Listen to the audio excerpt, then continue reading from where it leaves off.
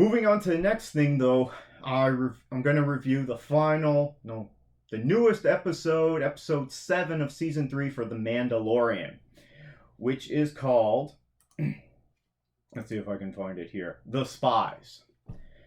So, this is a spoiler review, so if you haven't seen it and you don't want to be spoiled, jump to the next section. Time codes are in the description down below. So, what starts out on Coruscant, we're seeing a lot of Coruscant lately, which I have no problem with. I'd rather see that over Tatooine.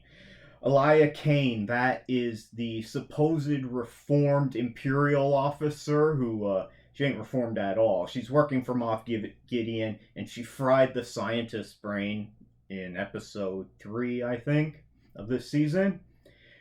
She sends out a message to Moff Gideon that the Mandalorians are heading for Mandalore, and yeah, they kind of been leading up to this. So the Mandalorians are going back to take Mandalore, but who's there?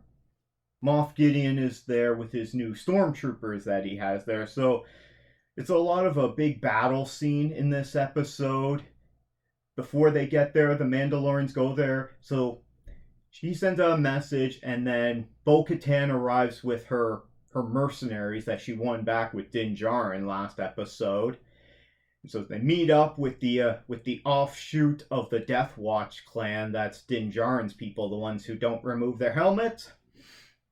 And so they're going to team up. So it's an uneasy alliance because apparently it's even mentioned in this episode they're sworn enemies, which means they're going to team up because it's for the good of their people and they're going to retake Mandalore. But that doesn't mean they like each other, and they're starting to get into it, and they meet up with some survivors on Mandalore who have been living there for all these years.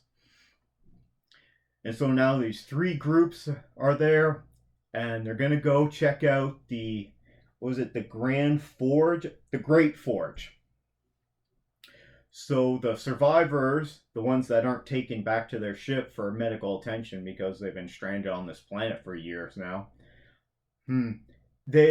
the ones that are well enough, they take them to the Great Forge. They get ambushed, so we get new type of stormtrooper, and these are, doesn't say the name here, but they're essentially stormtroopers that have been upgraded with Beskar armor. So they look more like Mandalorians than they do stormtroopers.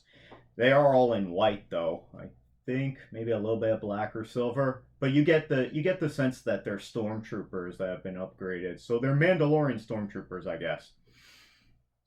There's a big battle. We see lots of action with Paz Vizsla and his giant three beam Gatling laser gun, which is quite interesting.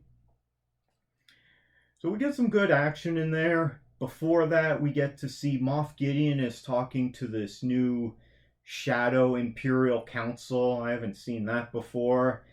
I don't really care about what's happening in there. That seemed to be kind of a nothing scene. I mean, I haven't seen any of these characters before. I don't know what context are they all hiding out in different places and setting up their own little fiefdoms, and then they're going to team up and start taking plans?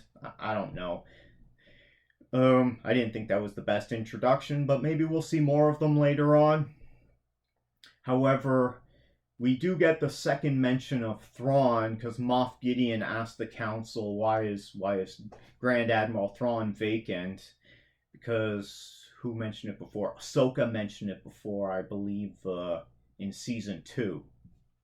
So they're slowly introducing Grand Admiral Thrawn, and we also got to see the back of his head in the recent trailer that was for...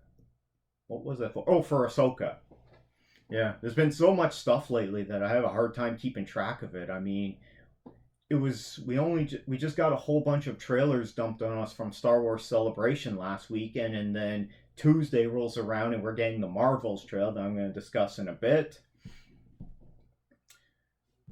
Overall, had a fun time with this episode. It didn't really draw me in too much. I didn't really appreciate, the council scene was just kind of hurry up, move the story along. What are we doing here? The stuff in Coruscant was a nice little intro. And I am enjoying the stuff on Mandalore.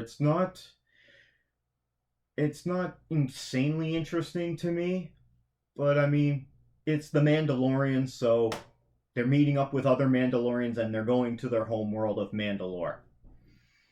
I still don't remember the backstory of what happened to Mandalore in the Night of a Thousand Tears. Was it in Clone Wars? I'm not sure. If you know the answer to that, let me know down below in the comments.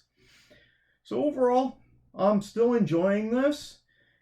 I'm definitely in to continue watching the rest of the season because there's only one more episode left.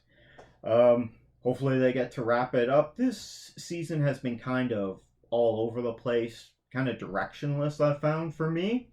So a bit meandering. But overall, I'm still having fun with it. If you tapped out on it, a lot of people, apparently their viewership has gone down by about 25%, which is a lot. And the ratings this season aren't as good as they used to be. So is this going to get a season 4? Who knows? We'll see what happens, what they announce after this season ends.